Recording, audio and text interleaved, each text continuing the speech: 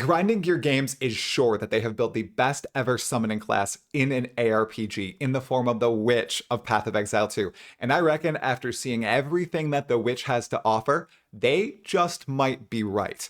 Now, the Witch is held up by three fundamental pillars, as far as I see it. Those being variance, automation, and dynamic skill gameplay. We're going to explore all those in today's video. We're going to show some exclusive gameplay footage. We're also going to see what the exact reaction was for everybody when they initially saw the Witch in LA. I recorded that presentation. You won't want to miss it. It's going to be good. It's going to be spliced throughout the video. And we're just going to discuss what this latest class and all of its skills mean for PoE2. Because everyone, that is a very important fact before we dive into the actual Witch. All these skills you're about to see, while they're attached to the Witch archetype, to a Necromancer-ish archetype, for the greater public, us Path of Exile players right now need to explain to new players that just because you're playing as the Witch, or just because you're playing as the Marauder, or the Ranger, or the Monk, or the Druid, doesn't mean you have to just use those associated skills. You can be a Druid raising an army of the dead. You can be a warrior summoning forth zombies to bolster your attacks and buff them with exploding heads, as you're going to see. That's awesome, and that's a fundamental difference that Path of Exile has from all the other competition. So not only is the Init, Witch, and summoning gameplay just a step above of everyone else, you have unlimited possibilities here when it comes to building a minion character. And as someone who hasn't actually played a minion character since the days of Diablo 2, when I built a minion necromancer with skeletons and got stuck at Duriel when I was 5 years old, I can't believe I'm saying this, but after watching the gameplay, I just might be starting a Witch instead of a Druid when PoE2 comes out. All right, let's get into that first fundamental pillar, and that, in my eyes, is the variance in it to the Witch and her skills. The first thing that blew me away when I saw the Witch in LA was just how many different summoning types there were. Okay, you don't just have skeleton warriors and mages, right? You have skeleton warriors, mages, ranged skeletons, you have reavers, you have these tanky skeletons, you have skeleton clerics, and then, not only that, you have zombies, you have bone constructs, which are essentially scorpion-like creatures made of bone, and they all are so different in the way that they play. It doesn't feel like PoE1 minions, or even minions from other games like Diablo 4, or Diablo 2, or even Last Epoch. All of them seem unique, and everyone, he said this is a slice of the minion gameplay in PoE2. I can only imagine what else we're about to see. I mean, we know summon wolves is a thing. I bet there are more necromancer stuff. Maybe there's some army stuff where you're recruiting actual bandits or something for the Marauder. You know what I'm talking about. Or spirits you're raising from the dead. The variance already in just this slice of minion gameplay with the Witch is incredible. Okay. And that was the first big shocker to me because I like seeing all these different creatures at my command. They didn't look samey in the slightest, and their animations were super smooth and fluid, and that's something that a lot of people initially pointed out. Everything just looks so smooth with the minion gameplay. It's not janky or anything like that. It's not rocky. It's nice. It looks good, and it feels good too. And that's very important when it comes to a minion style of gameplay in a game like Path of Exile 2 or other ARPGs. That's very, very important. Now, the skeletons that we saw, not only were they variant in their names and abilities, but also their appearances, right? Some of them might be wielding different weapons than each other. They don't all look exactly the same, which is also important. Every time you summon a skeleton, it seemed distinct. It seemed like a big moment. And if we have even more minions that we can pull in, oh my gosh, we're going to have near limitless opportunities to create summoner classes just related to the Witch. Imagine all the other classes that we'll get to pull in, all those minions, all those different styles of gameplay. And that's not it. The summoning just isn't it, everyone. You can also edit your minions, right? So you can buff them with various things. And it's not just, oh, you just press a button and it's buffed. It's not like Path of Exile 1, where you're constantly pressing a lot of buttons to buff your minions. There's actual visual gameplay going on. When you cast Skeletal Offering, you don't just, cast it. You raise one of your own skeletons up on a stake and it rises above the battlefield, peers above everybody else, and sacrifices itself for your benefit, for the skeleton's benefit. That's an awesome visual, and that's what puts PoE 2 a step above other ARPGs. When you need to cause one of your minions to explode, right? You want to prep them for explosion, or you want them to blow up the next pack, right? They don't just have a little sparkle next to them, or you don't just have to remember, okay, yeah, these minions are going to explode. No, their heads are literally on fire, showcasing that they're ready to boom into the next pack and completely destroy it. Once again, amazing. The variance and the appearance and the play styles of all these minions, that's what puts it a step above. And I really appreciated that as someone who has never really got into the minion playstyle in ARPGs. And even the people who are super into minions, I'm talking about Gazzy, he seemed very impressed with everything to do with minions in LA.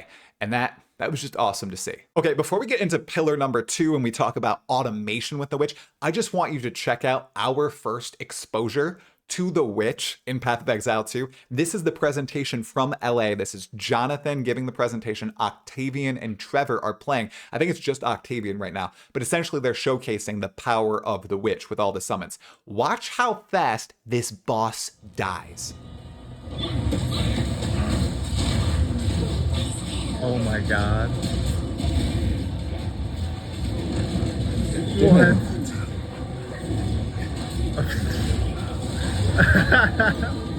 So as I said, that was relatively easy because of the fact that we had all those different tools available. That was absolutely ridiculous, wasn't it? I mean, I think that's the fastest I've ever seen a Path of Exile 2 boss die before, and the power of the witch just seems tremendous if you operate it properly. Which thankfully is easier than ever in Path of Exile 2 because the second pillar we're talking about is automation, okay? And this has to do not only with resummoning your various minions, which you're able to do with quite ease, but also buffing them with various abilities. Okay, so what am I talking about here? So with permanent minions, that's right, permanent minions, which skeletons are in PoE 2, you essentially manage what minions are permanent via this new user interface, your reserved spirit interface, okay? And not only could you control minions here, you could also control stuff like auras and the like. That's great, but we're concerned about minions today. What you're looking at right now is that interface. You can choose how many of each minion you'd like to permanently keep up, okay? Based on your allocated spirit. When you close out of the menu, you get all your minions, right? And when one of those minions dies, it will respawn after a timer. Okay, automatically. You don't need to cast it. You don't need to do any of that. So these skeletons are all permanent minions. They'll always be coming back to life if they die. And, you know, it didn't look like they died too often. They were pretty darn tanky. If you're watching the footage in the background, you can see that the boss attacks don't destroy them. They don't just crack like they're a whole bunch of brittle bones, right? They are constantly up in the front, defending the witch, fighting the enemies, and not backing down. And that's really cool to see as well. But really, that's not the only aspect of automation here. Something else that we saw was contagion, which in PoE 1 is a classic ability. In PoE 2, it starts manual, but then it becomes automated because you can spread a plague, right, with contagion to an enemy, but then your minions can absorb it, right? And then spread it to the next pack themselves. So that's a little bit of automation. It's less buttons that you have to click, less stuff that you have to manage. If you're being active in that first fight, it saves you time in the next fight. And it also emboldens your characters and your party because they're getting this contagion buff. This was just a small example. There are many others, like with the explodey head ability and stuff like that. Very, very cool. I'm convincing myself to play a witch right now, just watching this footage, just talking about it again.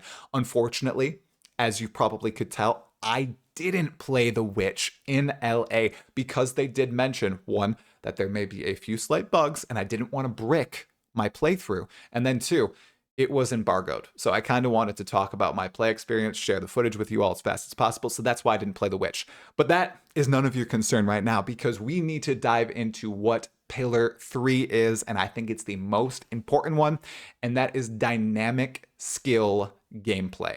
Because everyone, a lot of minion gameplay in PoE 1 looks bland. In D4, it looks bland. In Last Epoch, I think it looks bland. Your minions just run around, you know, and your job is to run around them while they kill stuff, okay? That's boring to me. Sometimes, right, if you want to be optimal, you press a lot of buttons to keep those minion buffs up, you keep them near you, all that. Great. I am not a fan of that style of gameplay. That is solved, seemingly, with the Witch in PoE 2, okay? It didn't look visually cluttered in the slightest. It looked like you could actually strategically battle alongside your minions in the battlefield.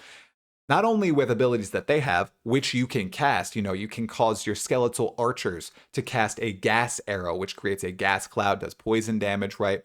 You can cause your mages to do special lightning strikes, and your other minions, you can command exactly where they should move, almost like an RTS. How cool is that? I think it's called Predator support or something along those lines. You also have a repertoire of abilities that change the battlefield and that you can use to bolster your minions or deal damage yourself. I like that. I like being active while playing the game. I know a lot of people like the one button builds, they like a walking simulator, and for a lot of people, minions are kind of that. Unless you're at the top end, like someone like Gazzy, then you're constantly pressing a lot of buttons. I don't like that. I like being mobile. I like doing things in the battle too and helping out my minions. And you can do that with the Witch. There were myriad examples in this showcase. We've talked about the skeletal offering before, where you can sacrifice one of your minions to buff all the minions around it, right?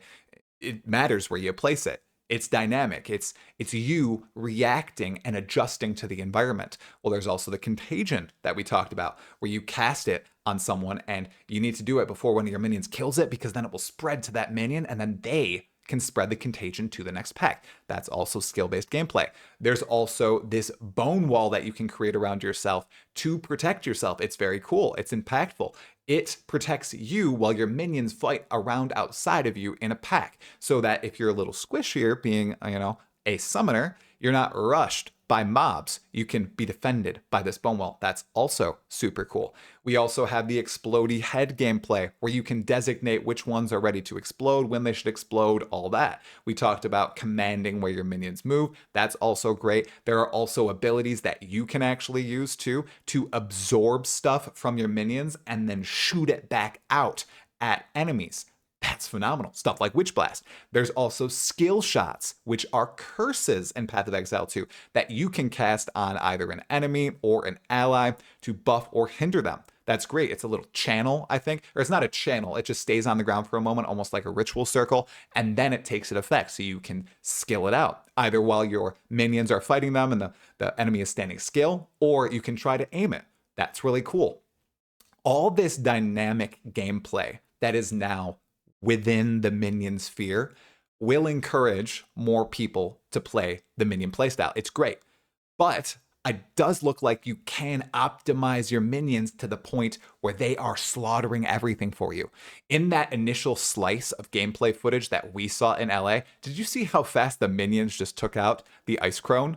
I mean, she dropped pretty darn fast. I think you'll be able to get to that point if you prep yourself and you had the right minions for the job. And that's super cool. And it's very easy to swap them out using that new dynamic skill screen that they have specifically for minions and spirit reserves. They've done a really good job here mixing together the automation with the dynamic skill gameplay. And alongside addressing visual clutter, I think that's what took Grinding Gear Games so long. They wanted to reveal the Witch back in January, right? February. And it's taken all the way till June. I think they really wanted to get that right to make sure they had the absolute best minion playstyle of any ARPG ever. And so far, talking about it, I think they've hit the mark. I don't know what all of you think. Let me know in the comments, but they've done a great job thus far. There's going to be a lot of coverage about the Witch, about minions, and all this other Path of Exile 2 content that has been rolling out the past few weeks. And we know that we are getting closer and closer to that early access release date. So if you'd like to be kept in the loop with all things Path of Exile 2, make sure you like this video if you liked it, and to subscribe to this channel and hit the sub notification bell to make sure you get everything PoE 2 related. Additionally, if you'd like to subscribe to my Talkative Try Extras channel, wherein I am live streaming pretty consistently now, talking about PoE 2 among other things. It's been a great time over there. We're having a good one. Also, if you'd like to learn more about the LA event or see my other thoughts about Path of Exile 2, watch these two videos right here, and make sure you check me out live on Twitch or Talkative Try Extras, because I'm going to be there. All right, that's all for today. Talakura.